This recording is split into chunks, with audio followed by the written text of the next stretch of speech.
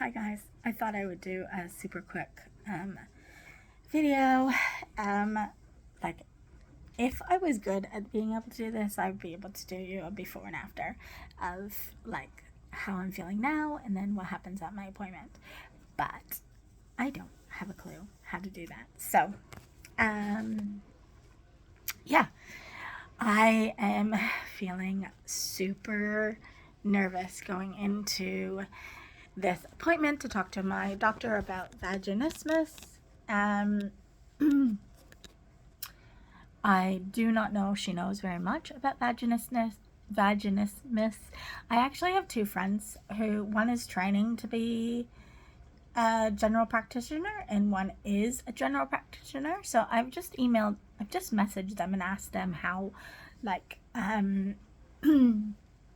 like how widespread is the knowledge on vaginismus and do they know about it.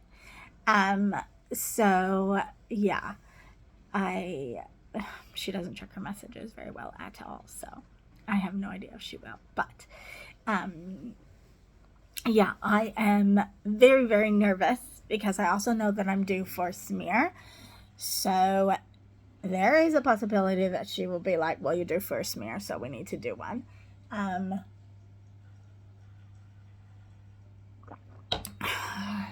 Which is fine. You know, I can't put my health in jeopardy, even though these things are very painful for me and I hate them.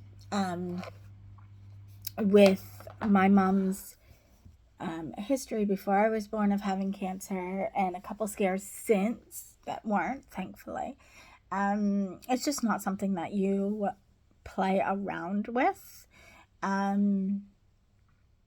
So yeah, she might say something or I might just say, let's just get over it, done so that I don't have to do it again because I hate it. Yeah, so I'm really nervous. So I'm going to go in and kind of ask her like what she knows about it and tell her what my symptoms are, which is pain in intimacy as well as pain in putting tampons in, as well as pain in any gynecology type visits where I have to get a smear or my fertility treatments when I had to do scans, vaginal scans, or egg retrievals or embryo replacements or IUIs. So that's never fun, and I think that's why this is not talked about very much at all, because people don't like going into this, and there is a lot of shame, and I want to break that shame. And yeah, I've had a lot of people watching my vlogs, which I don't even understand because I'm boring. But I mostly do this for like some of my family and friends at home, and I've just made it public because they weren't able to see it otherwise. I have thought about trying to make it private to see if they could still see it, especially one of my friends who I love you dearly, and you know who you are, who does actually watch this quite like the minute a video goes out. And I'm having my coffee with you, eh? Cheers. And yeah.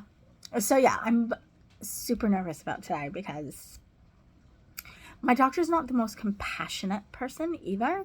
But I just got to stick to my guns and try really hard to not be a peacekeeper and stand up for myself. So I'm just trying to relax. I'm going to listen to some Christian music, and I'm going to try to relax. And I have groceries coming soon. Hopefully they will come soon before my appointment so that I could quickly have a shower before my appointment.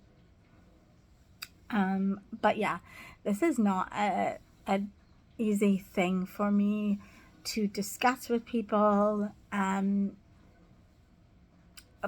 But it has gotten easier. I mean, I tell you, 6 years ago, 12 years ago, 18 years ago, this was not something that I could really talk to very many people about. I have had the odd conversation with people from my work when we would talk about certain things at work when we were putting children to sleep.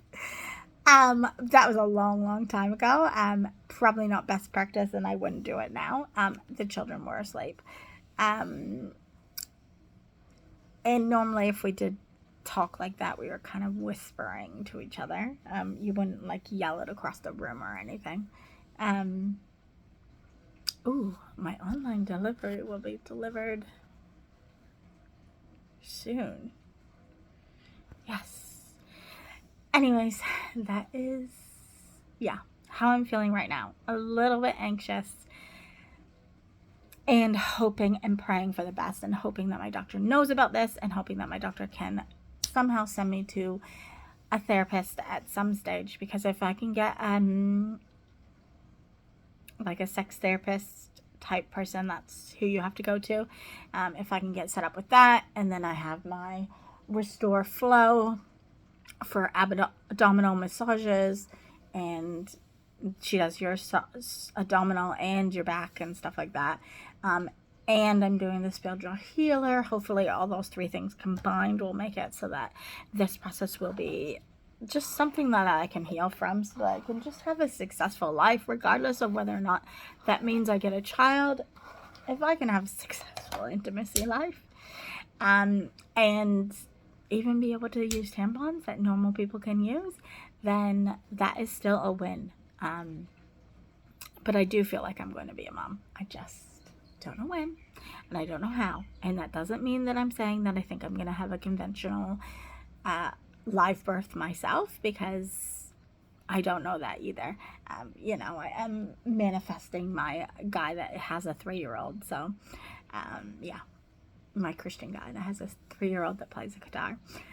But yeah, that is how I'm feeling right now. And even though I have a smile on my face, yeah, this is phony baloney, because in my insides, I'm freaking out.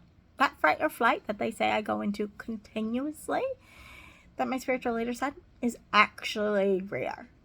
I just don't know really how to relax, and I'm always on edge. So yeah, if I could put all this stuff to rest and actually just relax, my life would be a lot better. And that is what 2024 is going to be for me, working through all this so that I can be a happier, healthier me, so that I can be the best daughter, and I can be the best, speaking of which, I'm trying to get health insurance for my mom that includes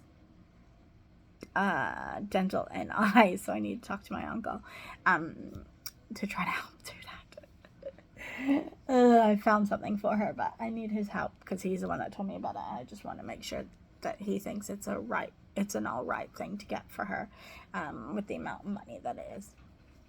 Anyways, that was a side note on what life is actually like. Trying to sort out my mom's stuff at the same time. But anyways, I hope you guys are all well, and I will talk to you later. I'll give you an update soon.